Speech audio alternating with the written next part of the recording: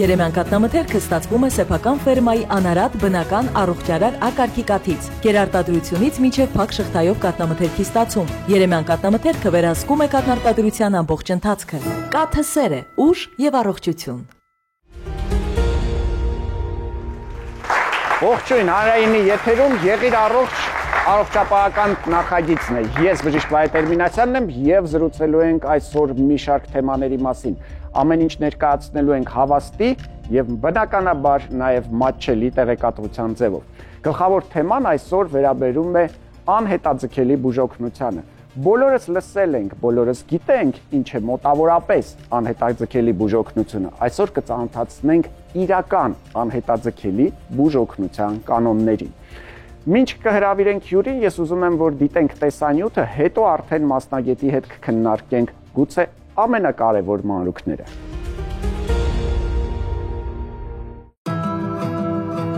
Վիրաբույժներ, ակնաբույժներ, դեղագետներ եւ նույնիսկ օձի խայթոցների դեմ հակաթույնի մասնագետներ։ Բժշկական պատմաբան Գյունտեր Ռիսն իր գրքերից մեկում նշում է, որ անհետաձգելի բուժօգնությունը ներդրված է եղել հռոմեական բանակում դեռևս առաջին դարում։ Ինչպես շատ այլ բժշկական նորարարություններ, անհետաձգելի բուժօգնության գաղափարը եւս ծնվեց պատերազմի դաշտում։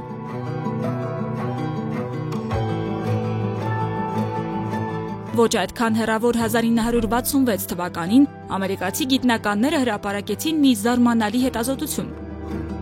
Նրանք պարզել էին, որ վիետնամական պատերազմի տարիներին վիրավորում ստացած զինվորներն ավելի հաճախ էին ողջ մնում, քան Ամերիկայի Միացյալ Նահանգներում տարբեր դժբախտ պատահարներից նույն ծանրության վիրավորումներ ստացած մարդիկ։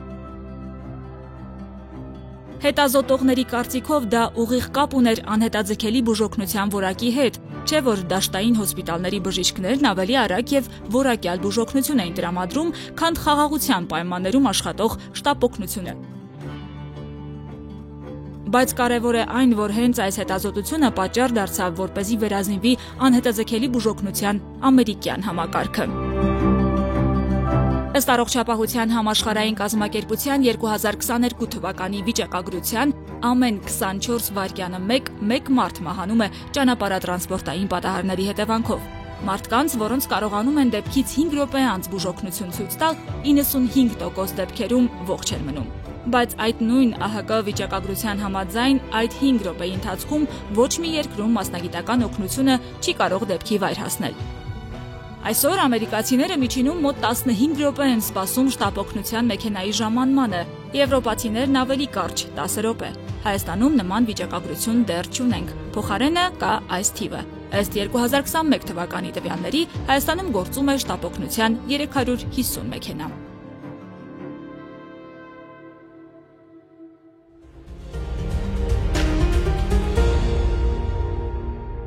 Եվ այսպես հարգելի հեռուստատողներ, ուզում եմ հրավիրել իմ այսօրվա առաջին հյուրին Էրեբունի բժշկական կենտրոնի ընդունարանի եւ անհետաձգելի բժշկական օգնության բաժանմունքի ղեկավար Արմինե Սանամյանին։ Համեցեք։ Ողջույն բժշկուհի։ Մենք այսօր խոսում ենք անհետաձգելի, այսինքն այսպես արագ, ագրեսիվ երբեմն բուժօգնության մասին եւ ուզում եմ մինչ մենք խոսենք թվերի, փաստերի մասին, ուզում եմ մեր հեռուստադիտողին եւ իհարկե հանդիսատեսին առաջարկել պատասխանել մեկ հարցի։ Արդյոք ձեր կարծիքով հիվանդանոց մտնելուց 10 րոպեների ընթացքում օրինակ հիվանդը կարող է հայտնվել վիրասրահում։ Նկատի ունեմ անցնել առաջնային զննություն, ախտորոշվել, գուցե ինչ-որ անալիզներ, գուցե ինչ-որ հետազոտություններ եւ 10 րոպե հետո լինել արդեն վիրահատարանում։ Ռեալ է արդյոք դա Հայաստանում այսօր, թե դա ընդհանրապես միֆ է կամ ինչ-որ երազանք։ Քվեարկեք, իսկ մենք անցնենք մեր բուն հարցազրույցին։ Եվ այսպես, ինչ ենք հասկանում անհետաձգելի բուժօգնության ասելով։ Ուրեմն անհետաձգելի բուժօգնությունը դա արագ բուժօգնությունն է։ Նախկիներում Հայաստանի Հանրապետությունում անհետաձգելի բուժօգնություն ասվածը պարզապես եղել է շատ քիչ օգտագործելի մասնագիտություն։ Եղել են բժիշկներ, բայց որպես այդպիսի մասնագիտություն չի եղել։ Անհետաձգելի բուժօգնության մասնագիտությունը էմերջենսի ասվածը նոր է մուտք գործել մեր հանրապետություն եւ հիմա կիրառելի է ու Էրեբունի բժշկական կենտրոնում հիմնադրվել է եւ այդ բուժօգնությունը կիրառվում է պատշաճ մակարդակով, արագությունը հաշվի առնելով, բուժառուի վիճակը հաշվի առնելով, որովհետև գիտենք, որ ցանկացած 1 րոպեն կյանք արժի։ Եկեք տեսնենք ինչպես քվեարկեց մեր հեռուստադիտողը։ 71% կարծում է, որ այո, կարող է 10 րոպեների ընթացքում հայտնվել վիրասրահում, 29% ասում է կներեք, բայց չեմ հավատում։ Ինչ է ասում մեր մասնագետը։ Ասում եմ, որ այո, հնարավոր է։ Էրեբունի բժշկական կենտրոնի էմերջենսի բաժանմունքը այնպիսի հագեցվածություն ունի, բոլոր մասնագետները էմերջենսի վերապատրաստված են էմերջենսի մասնագիտությամբ։ Մենք ունենք Մտավ, ինչ ենք անում։ Մի հատ ինձ կպատմեք ոնց է դա արվում։ Մենք ունենք սրահ, 2 սրահներ ունենք։ Նախ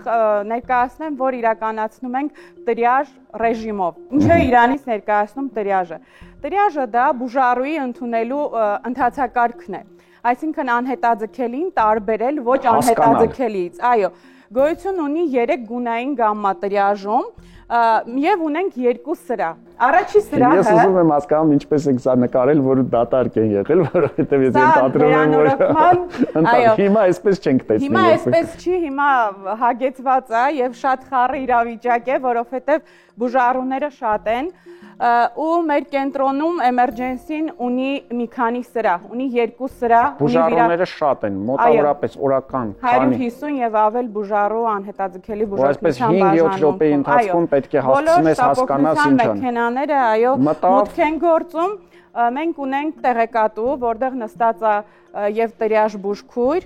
եւ մուտքագրող օպերատորներ, մուտքը սկսում է այդտեղից։ Եվ ունենք սպասասրահ, ներկայացնեմ, որ առաջի անգամ Հայաստանում էմերջենսին առանձին հոսպիտալ է համարվում եւ սպասարկում է հիվանդանոցից անկախ։ Հիմա կբացատրեմ ինչի անկախ։ Եկավ բուժքրոջ մոտ, մի հատ ձեր անուն, ազգանուն, ծննդյան թիվ, Ոչ, դա տվյալները վերցնում է ոչ թե։ Այդ արդեն իմ 5 րոպեն գնաց։ Երբ որ բուժառուն մտնում է ներս, շտապօգնության մեքենայով դիմավորում է էմերջենսի բժիշկը։ Էմերջենսի բժիշկը այլ բաժանմունքներից բժիշկ չի հրավիրում, որտեղ ինքը վերապատրաստված է եւ տիրապետում է ամեն ինչին։ Առաջնահերթ բուժօգնությունը եւ բուժզնումը իրականացվում է առաջի սրահում, որտեղ բուժառուին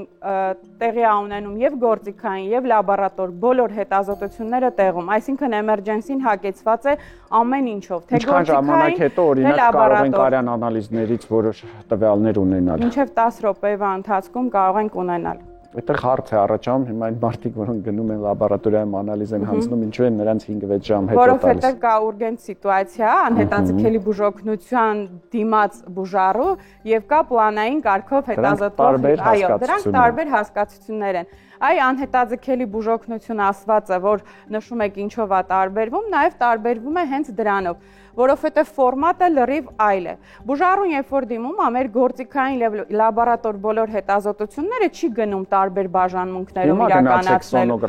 Հիմա գնացեք սոնոգրաֆիան, կատեն, ռենտգեն քննությունը եւ բոլոր գործիքային հետազոտությունները տեղում են եւ բժիշկները իրականացնում են հենց տեղում, նույնիսկ ժամանակ է լինում, որ հենց շտապօգնության պատգարակի վրա, եթե կա անհրաժեշտություն։ Դա է պատճառը, որ 10 րոպեում բուժառուն հասնում է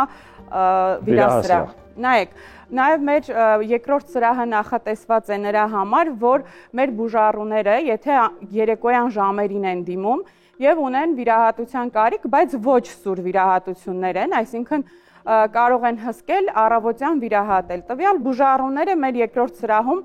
սպասարկվում են, հսկվում են մինչև առավոտ։ Ինչի համար գաղափարը ինչումն է, այն բուժառուները, ովքեր վիրաբուժական բաժանմունքներում վիրահատված են եւ ստացիոնար պարկած են, տվյալ բուժառուների անդորը անհանգստություն չպատճառելու համար։ Նաև ուրգենտ սիտուացիաների ժամանակ մեր բուժառուները բաժանմունքներ չեն գնում։ Մենք պատրաստում ենք ամեն ինչ, ինչի անհրաժեշտությունը կա, եւ գործիքային, եւ լաբորատոր բոլոր քննությունները անցնում են եւ պատրաստում ենք միանգամից բարձրանալու վիրասրահ։ Ես ենթադրում եմ, որ դա սարսափելի ծանրաբեռնվածություն է եւ լարվածություն։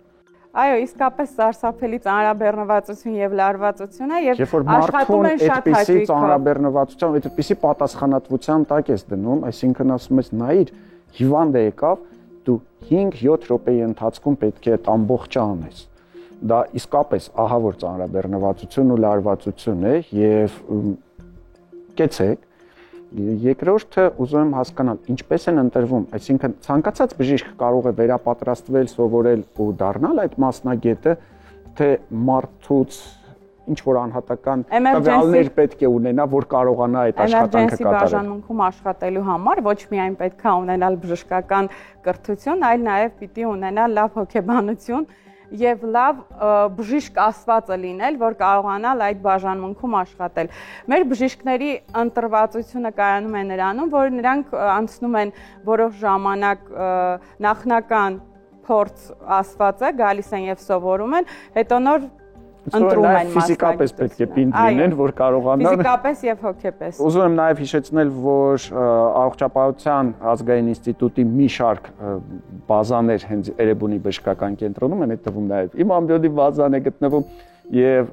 ես կարծում եմ, որ իսկապես սա ունի նաև շատ մեծ ուսումնական նշանակություն, որովհետեւ եթե առաջին մասնագետները դրանք դրսից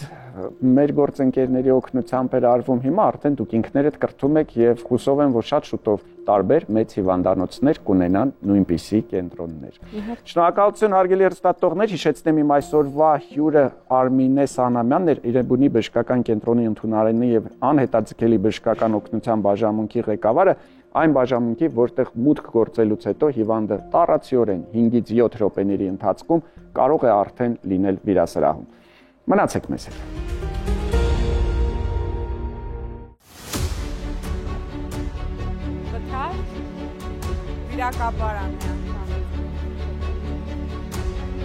Կենցաղային վնասվածքներից մինչև վթարներ, դժբախտ պատահարներ կամ քրոնիկ հիվանդությունների սրացումներ։ Դեռ կեսօր էլ չկա, բայց Էրեբունի բժշկական կենտրոնի անհետաձգելի բուժօգնության ծառայությունը հասցրել է ընդունել 70 բուժառու։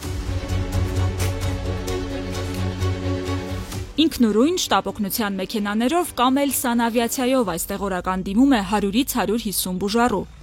Եթե նախկինում ախտորոշվում էր սրտամկանի սուր ինֆարկտ, ինսուլտ, սուր ախտորոշումներ, մենք համապատասխան մասնագետին հրավիրում էինք բաժանմունքից, որ զննի բուժառուին եւ մեզ ցուցումներ տա, թե ինչ ուղղությամբ պիտի հետազոտվի բուժառուն։ Այժմ մեր մասնագետները ունեն համապատասխան վերապատրաստում եւ այդ բուժօգնությունը կատարում է ընդունարանի բժիշկը։ Եվ սուր ինֆարկտը, սուր ինսուլտը շատ արագ սպասարկվում է, կատարվում է գործիքային լաբորատոր, արյան ընդհանուր հետազոտություններ եւ ըստ ախտորոշման տեղավորվում է համապատասխան բաժանմունքում։ Բուժառուների թիվն օր-օրի ավելանում էր, իսկ առանձնացված բաժանմունք ունենալն էլ ավելի կարևոր դառնում։ Այդպես Էրեբունի բժշկական կենտրոնի պոլիկլինիկայի հին շենքը վերածվեց անհետաձգելի բուժօգնության առանձնացված եւ մասնագիտացված կենտրոնի։ Տրիաժ կենտրոն հենց այսպես է կոչվում բաժանմունքի առաջին սրահը։ Տրիաժն է այն կարևոր սկզբունքը, որն օգնում է տարբերակել բուժառուների խնդիրներն ու օգնել նրանց, ում կյանքը րոպեներից է կախված։ Նաև կա պատերին փակցրած, սա տրիաժի մեխանիզմն է։ Այս ֆորմատը Հայաստանում չկա, Էրեբունի բժշկական կենտրոնում առաջի անգամ այս ֆորմատը ներմուծվել է։ Այս ուղեցույցը տրիաժի մեզ ուղղորդում է ճիշտ սպասարկում, արագ կողմնորոշվում եւ ունի գունային գամմա՝ կարմիր գույն, դեղին գույն եւ կանաչ գույն։ Ըստ գույների մենք տեղաբաշխում ենք մեր բուժառուներին կապված ծանրության աստիճանից։ Ծանր է, միջին ծանրության է, թե ծայրահեղ ծանր է բուժառուն։ Ռենտգեն եւ համակարգչային տոմոգրաֆիայի սարքեր, արհեստական շնչառության եւ թթվածնի մատակարարում։ Առաջին բուժօգնության ծառայությունը հագեցած է բոլոր հնարավոր ախտորոշիչ եւ վերակենդանացման համակարգերով, որոնք էլ թույլ են տալիս րոպեների ընթացքում եւ հենց տեղում օգնել բուժառուին։ Մենք ունենք երկրորդ սրահ, որտեղ բուժառուն հսկվում է։ Եթե ունի սուր ախտորոշում վիրաբուժական սուր միջամտության կարիք, բուժառուին պատրաստում ենք, գործիքային լաբորատոր նշեցի բոլոր հետազոտությունները անցնում է եւ միանգամից բարձրացվում է վիրասրահ։ Իսկ նախկինում այդպես չի եղել։ Նախկինում գնացել է բաժանմունք, բաժանմունքից գնացել է վիրասրահ։ Ինչպես նաև նշեմ, որ երեկոյան ժամերին մեր բուժառուները, ովքեր չունեն սուր խնդիր եւ ունեն կարիք ստացիոնար հսկողության, մենք մեր երկրորդ սրահում ստացիոնար հսկողությունը ապահովում ենք, չեն բարձրանում հիվանդասենյակ եւ այնտեղ չեն սպասում են ընդունարանում, ստանում են բուժօգնությունը անհետաձգելի բուժօգնության բաժանմունքում։ Կարևոր է նաև այն, որ անհետաձգելի ծառայության բաժանմունքից դեպի վերակենդանացման բաժանմունք ուղիղ եւ արագ կապ կա։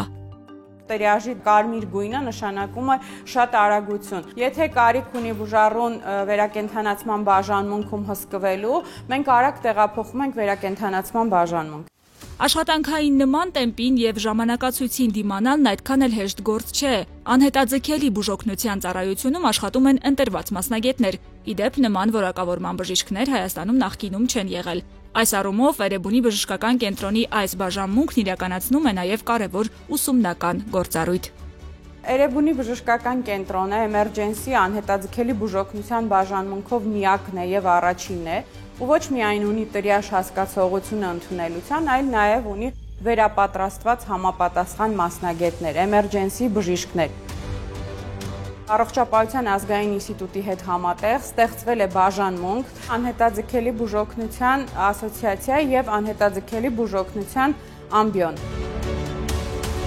Արագ, որակյալ եւ մասնագիտական բժշկական օգնության այս ծառայությունն ունի նաեւ շուրջօրյա տեղեկատու, որի աշխատակիցներն ընդունարանի հիվանդների առողջական վիճակի մասին մշտական տեղեկատվություն են ապահովում։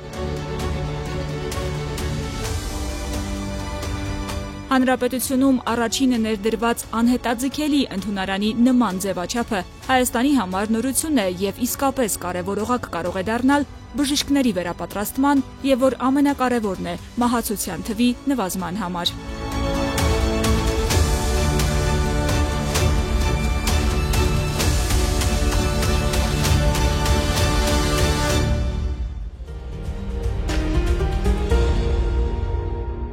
Շարունակում ենք հաղորդումը եւ հրավիրում ենք հեռուստացույցերի առաջ մեր ծնողներին, փորձենք հասկանալ թե ինչ ենք այսօր նրանց սովորեցնելու, ավելի ճիշտ ես չեմ սովորեցնում։ Մենք ունենք մանկաբույժ Գարանե Հովհաննիսյան, համեցեք։ Բարի ժպիտով։ Բարի ձեզ։ Միշտ ուրախ, ողջույն։ Եվ միշտ ծնողների կողքին ու ծնողների կողմից, իսկ ես իրենց կողմից չեմ, որովհետև իրենք շատ հաճախ սխալ բաներ են անում։ Իրենք իրենց երեխաներին էլեկտրոնային սարքեր են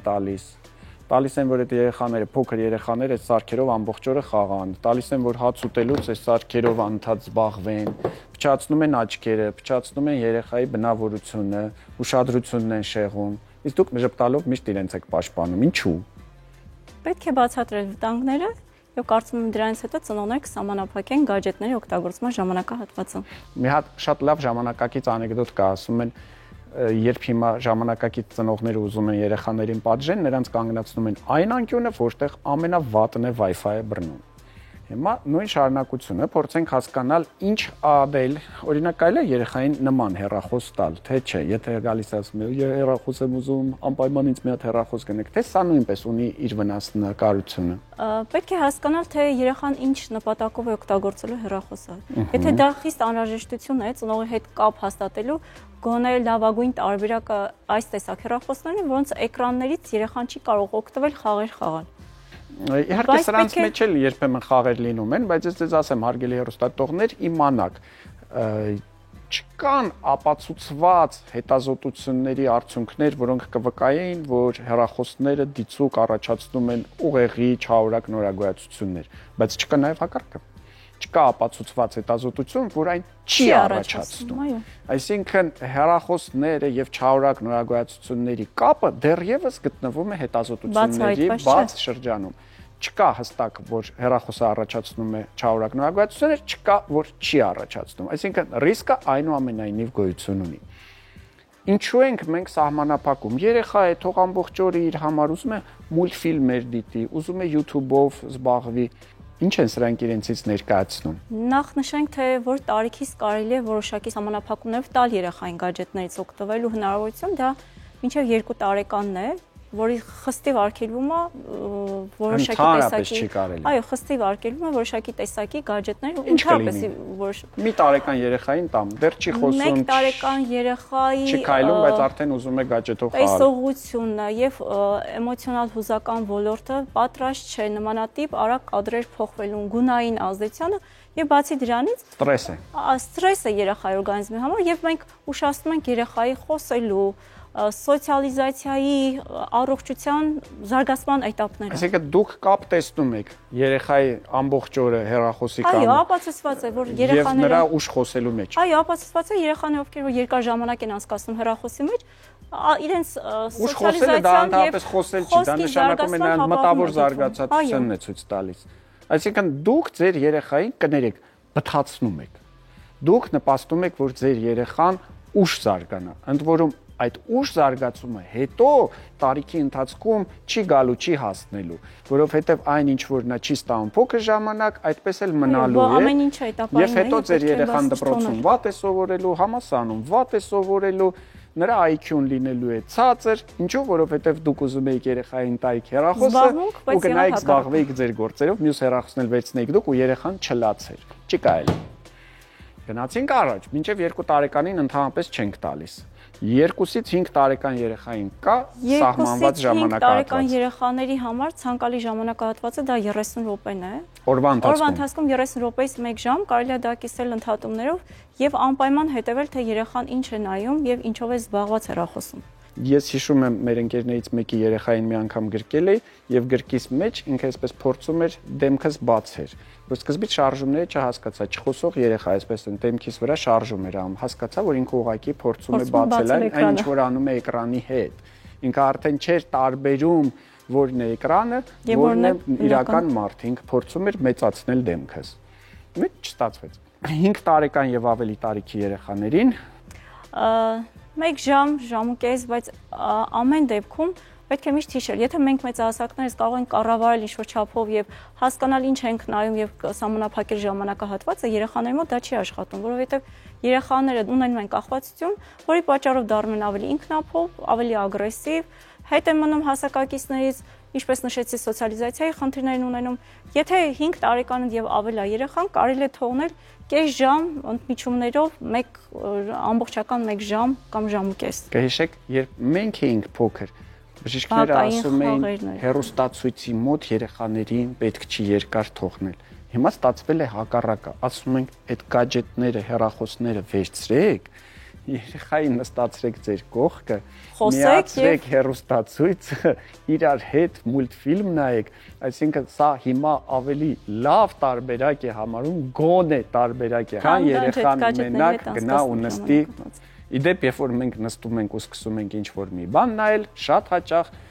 սեղանի վրա կամ երեխայի գրկում հայտնվում է պոպկորնը։ Մեծ քանակով պոպկորնը։ Ինչ է իրենց ներկայացնում պոպկորնը եւ արդյոք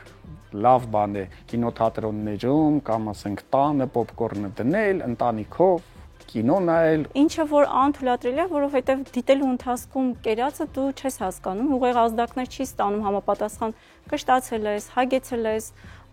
եւ կարող ես մեծ քանակությամբ սննդանյութ ընդունել, որը որ կարող է լավագույն դեպքում առաջացնել աղեստամոքսային տրակտի խանգարումներ։ Մի արեք, ելի ձեզ խափում են։ Հեռախոսը տալիս ենք երեխային, որովհետև երեխան սովորել է, երեխան գիտի, որ եթե նրան տալիս են հեռախոս, ապա նա պետք է ուտի։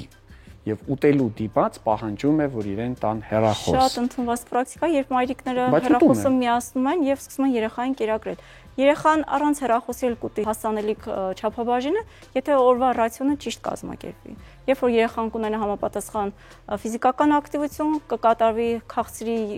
եւ հյութերի սահմանափակում եւ առօրյա ֆիզիկական ակտիվության բալանսի շնորհիվ երեխայի ախորժակը կարող է բացվել եւ մաքուր օդում երկար ժամանակ անցկացնել, ինչը ընդունված չի մեր հասարակությունում, երբ որ երեխան պետք է լինի երկար ժամանակ մաքուր օդում։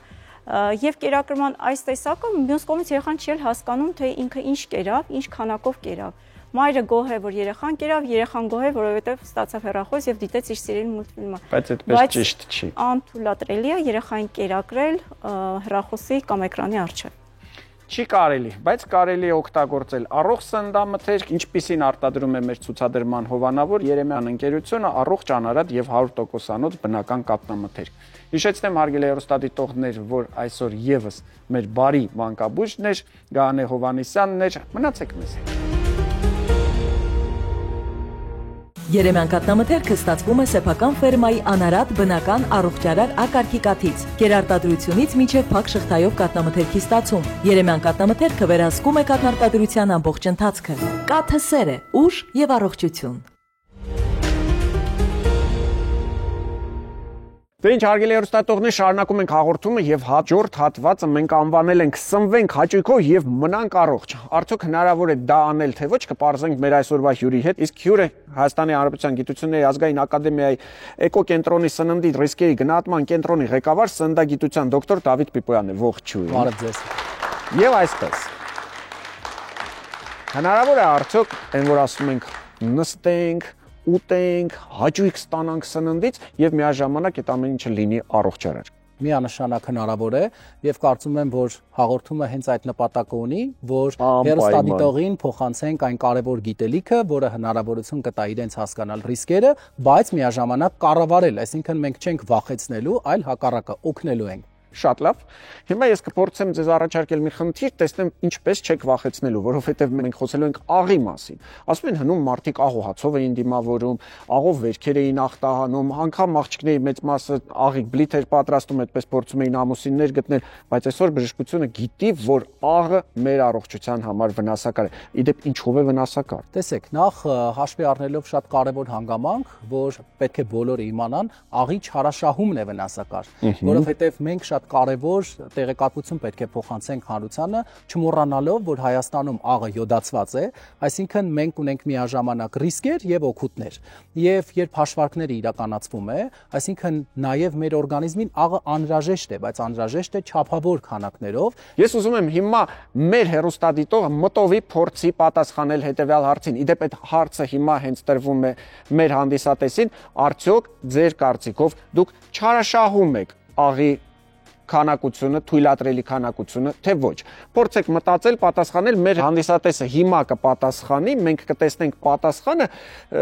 դուք առանց հուշելու շարունակեք, խնդրում։ Տեսեք, եւ հաշվի առնելով, որ պետք է պատասխանեն նաեւ մասնակիցները, 5 գրամ աղը կարծում եմ բոլորը շատ լավ պատկերացնում են, որ ընդամենը 1 գթալ աղն է, բայց այստեղ կա շատ կարևոր խնդիր, որ մարդկանց թվում է, որ եթե իրենք ուտելիքին չեն ավելացնում աղ, ապա իրենք աղը օգտակար քանակները պահպանում են։ Այսպես կոչված թաքնված աղի մասին ենք սկսելու խոսել։ Իմիջիայլոց ասեմ, որ թաքնված աղը դարձյալ 2 կարևոր խումբ կա։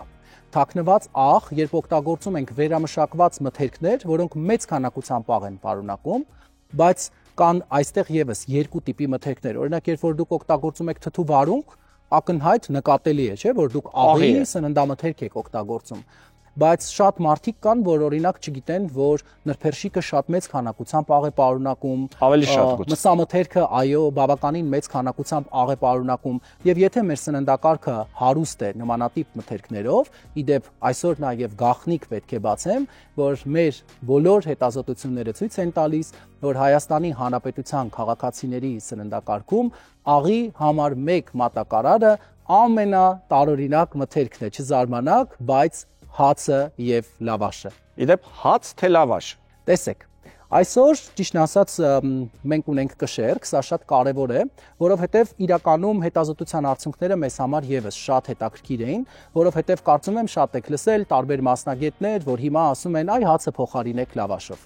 Մեր հետազոտության արդյունքում պարզվեց, որ լավաշը ավելի մեծ քանակությամբ աղ է պարունակում, քան հացը։ Եկեք տեսնենք ինչ է կարծում մեր հանդիսատեսը եւ փաստորեն տվյալները հետեւյալն են։ Երբ որ մենք ասում ենք վնասակար է, ինչով է վնասակար, առաջի հերթին դա մեր սրտանոթային համակարգի վրա է, որովհետեւ պատկերացրեք 1 գրամ աղը կարող է օրգանիզմում պահել 200 մլ հեղուկ ջուր, օրինակ։ Եվ դա նշանակում է, որ երբ որ դուք ամեն լրացուցիչ 1 գրամը օգտագործում եք, ձեր սրտի վրա 200 մլ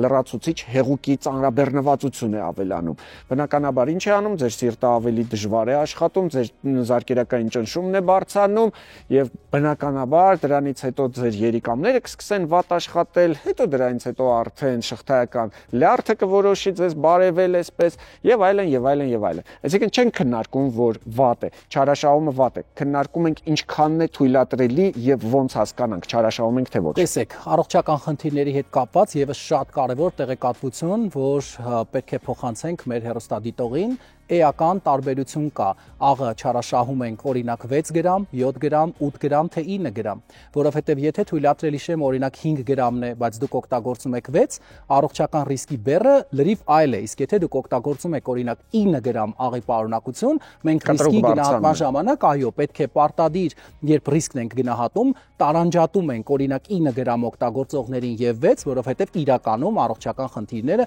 որքան 5 գրամից ավել 1 գրամ է, յուրաքանչյուր 1 գրամի համար արդեն նոր ցուցիչ ունենք։ Եվ այսօր ուզում եմ նաեւ խոսենք թվերի լեզվով, որովհետեւ շատ հետաքրքիր է, այո, կոնկրետ փաստերը, նախ շատ կարեւոր մի տեղեկատվություն մեր Հայաստանում բոլորս շատ լավ գիտենք, որ մենք հացակեր ենք։ Եվ ունենք սպառողների բավականին մեծ տոկոս խումբ, որը օգտագործում է 300 գրամ եւ ավելի հաց։ Իդեպ ասեմ, չզարմանաք, ունենք նաեւ 500 գրամ հաց օգտագործողների կլաստեր։ Եվ օրինակ տեսակ արդեն ասացի, որ լավաշը բավականին բարձր պարունակություն ունի, օրինակ 2 գրամ աղ է պարունակում 100 գրամի մեջ, որը որ մենք չենք նկատում, որովհետեւ բոլորը շատ սիրում ենք, լավաշը շատ համեղ է, բայց հիմա ուզում եմ 250 գրամ եւ օրվա Ավելին ասեմ, ճիշտն ասած, ես շատ ուրախ եմ, որ կոնկրետ հացի այս փոքրիկ կտորը, ու չափաբաժինը, հա, որը դրված է, կշռում է ավելի քան 250 գրամ, քանի որ մարդիկ նաև չափաբաժինները միշտ չէ, որ ճիշտ են պատկերացնում, եւ ուշադրություն 250 գրամ է կշռում, այսինքն միայն այս լավաշի չափաբաժինը արդեն 5 5 գրամներով։ 5 գրամ, եթե բազմապատկում ենք 2-ով, այսինքն միայն լավաշի այս չափաբաժնով մենք ստանում ենք մեր օրական թույլատրելի աղի քանակը։ Բայց ինձ թվում է, ես ընդհանրապես ոչ մի բանի վրա աղ չեմ լցնում, չեմ ավելացնում, ես այնտեղ արդեն աղ ունեմ։ Ահա, ինչի մեջ էլ կա թաքնված աղ։ Տեսեք, սա շատ կարևոր խնդիր է, որովհետև շատ սպառողներ կարծում են, որ եթե իրենք աղի չեն ուտում կամ եթե աղ չեն ավելացնում, ուրեմն իրենք չունեն աղի չարաշահման խնդիր։ Հայերի սննդակարգում օրինակ նայեցինք պաների սպառումը եւ հացի սպառումը։ Քանի որ նշեցի, որ մենք շատ հացակեր ժողովուրդ ենք եւ 200 գրամ եւ ավել հաց օգտագործողները շատ մեծ տոկոս են, մեր հայկական պանիրները գիտեք եւս աղի են։ Աչքի են ընկնում աղի բարձր պարունակությամբ։ Եթե չեմ սխալվում 3-4 գրամ է 100 գրամի մեջ պարունակում։ Ունենք մինչև 5 գրամ աղի պարունակություն։ Բայց ոչ ոք 200-300 գրամ պանիր չի։ Բայց 100 գրամ պաների դեպքում, եթե պանիրը պարունակում է 5 գրամ աղ, ավելին, պատկերացրեք, եթե հետնել օգտագործել է 200 գրամ հաց կամ թեկուզ 150 գրամ լավաշ հաց ու պանիրը արդեն ահա տեսեք սա չի թողնում մի բան ուտել։ Շատ կարևոր տեղեկատվություն է, որպեսզի մարդիկ ուշադիր լինեն եւ պարտադիր ինչի ենք շեշտադրում, որովհետեւ ինչպես արդեն շեշտեցի, թաքնված աղի պարունակությամբ մթերքները եւս կարևոր մի խնդիր ունեն։ Կան մթերքների խումբ, որը օգտագործում է մարդը առանց պատկերացնելու, որ դա աղի է։ Օրինակ շատ տարօրինակ է լինում մարդկանց համար, երբ ասում ենք, որ լավաշը եւ թթուն գրեթե համարժեք քանակությամբ աղ են պարունակում, որտեղ թթուն դուք ուտում եք եւ գիտեք, որ աղի է։ Իդեպ ասեմ շատ հետաքրքիր տեղեկատվություն մեր վերջին հետազոտության արդյունքների կարող եմ նաև ամփոփելով նշել, որ լավաշի դեպքեր են ունեցել, երբ աղը ավելի եղել, քան թթվի կամ մարինադի մեջ։ Կարող եք երբևէ պատկերացնել 2-2-3 գրամ աղի պարունակություն։ Թթու վարունգ բոլորը փորձել են։ Հիմա պատկերացրեք, որ սրա մեջ աղը ավելի քիչ է, քան լավաշի մեջ։ Դժվար է պատկերացնել, որովհետև համային զգացողությունը։ Լավ, մի բան հարցնեմ։ Հիմա ձեր կարծիքով, եթե ես այս լավաշը թրջեմ, աղը կզգամ։ Տեսեք, սա շատ կարևոր տեղեկատվություն է, այո, որովհետև խոնավության աստիճանը բավականին, հա, մարդու ընկալման եւ ռեցեպտորների ընկալման տեսանկյունից շատ կարևոր նշանակություն ունի, որովհետև նույն օրինակը բերեմ, երբ դուք օգտագործում եք աղի կրեկեր, որը պարունակում է շատ բարձր քանակությամբ աղ, երբեք դուք չեք կարող օրինակ ջրիկ ճաշի մեջ անգամ դրա կես քանակությամբ աղ լցնել եւ օգտագործել։ Ես ուզում եմ մեր հանդիսատեսը եւս մեկ անգամ քվեարկի, արդյոք հիմա նույնպես դուք կարծում եք, որ աղը չարաշահում եք, թե ոչ։ Նույն հարցին եւս մեկ անգամ պատասխանեն, իսկ մենք փորձենք հասկանալ, վերջապես ասում եք չենք ահաբեկում, բայց ահաբեկելը էլ ոնց է լինում։ Ահաբեկեցինք, բոլորին բացատրեցինք, որ մենք գրեթե բոլորս չափից դուրս աղ ենք օգտագործում, ասացինք, որ դա շատ վնասակար է մեր օրգանիզմի համար, հիմա ինչ անենք։ Այսինքն կա ինչ որ աղը չեզոքացնելու տարբերակ, կա տարբերակ ինչ որ աղի տեսակներ ընտրելու, ինչ որ աղեր լավն են, ինչ որ վատն են, այստեղ անգամ գույներով ենք։ Գուցե ընդհանրապես որոշենք, որ բացառում ենք, երեխաներին էլ սովորեցնում ենք, ասում ենք, գիտեք, դուք թաքնված աղ այնքան եք օգտագործում, որ տանը այն աղամանը եկեք դնենք մի կողմ ընդհանրապես վերացնենք։ Որն է ձեր առաջարկը։ Շատ լավ։ Իրականում շատ կարևոր փաստ եք նշում, որովհետև տարբեր երկրների հետազոտությունները ցույց են տվել, որ տարբեր են տոկոսները ավելացված աղի եւ թաքնված աղի։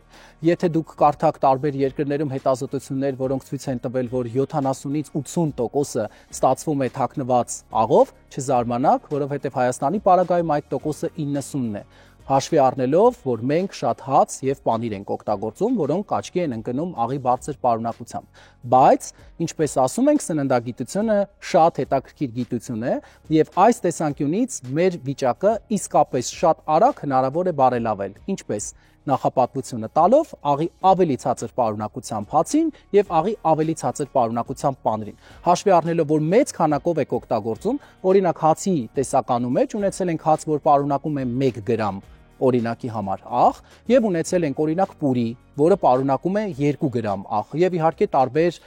հացեր, որոնք աչքի են ընկնում աղի բարձր պարունակությամբ։ Շատ աղ է ավելացնում, որ համային էֆեկտ ստանա եւ մարդիկ ավելի գոհ լինեն, ավելի Տեսեք, եթե օրինակ մենք հիմա իրենց պետք է խնդրենք, որ իրենք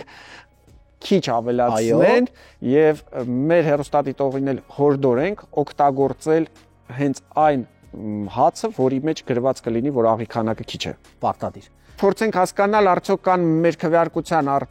արդյունքները եւ փաստորեն ընդամենը կարճ մի քանի րոպեանոց զրույցից հետո արդեն 81%-ը կարծում է, որ իսկապես չարաշահում է աղի քանակը։ Դե ինչ հարգելի հեռուստադիտողներ, եւս մեկ անգամ ուզում եմ շնորհակալություն հայտնել Դավիթ Պիպոյանին, շնորհակալություն եւ կարծում եմ, որ դիզայն յուրաքանչյուրը հասկացավ, թե ինչքան վտանգավոր է աղը եւ ինչպես կարելի է դրա քանակը նվազեցնել։ Մնացեք մեզ հետ։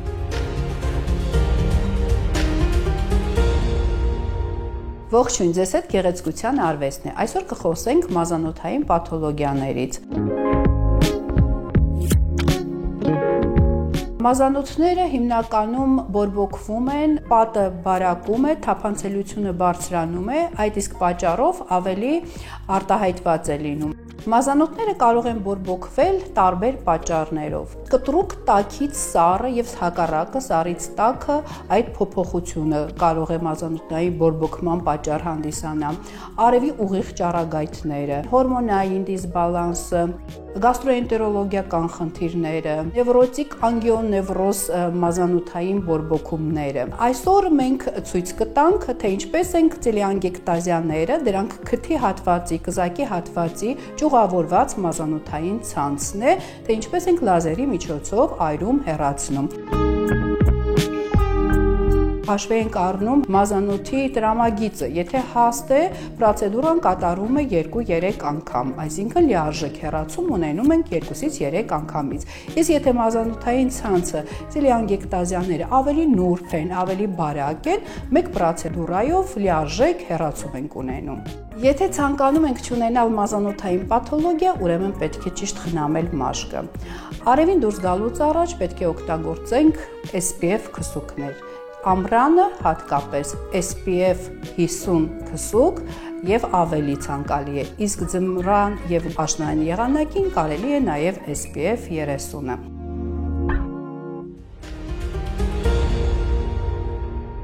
Դե ինչ հարգելի հեռուստադիտողներ, այսօրվա համար այսքանը, հիշեցնեմ, որ ցուցադրման հովանավորն է Երեմյան ընկերությունը, առողջ, անարատ եւ 100%-անոց բնական կաթնամթերքով։ Վերջում ուզում եմ եւս մեկ անգամ հիշեցնել, որ մեր ամբողջ թիմը աշխատում է, որպեսզի ձեզ յուրաքանչյուրը լինի առողջ։ Եղիր առողջ, կհանդիպենք։